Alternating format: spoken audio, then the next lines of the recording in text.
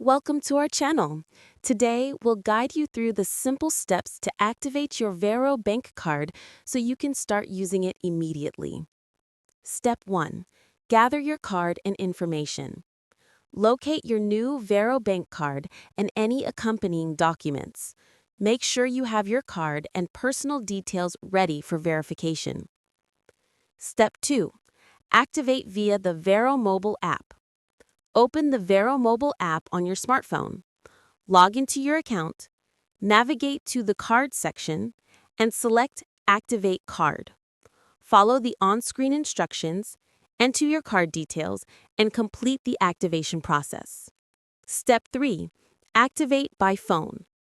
Alternatively, you can activate your Varo Bank Card by calling the number provided on the sticker attached to your card. Follow the automated prompts and provide your card details along with any required personal information. Step 4.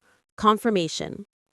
Once your card is successfully activated, you will receive confirmation through the app or during your phone call.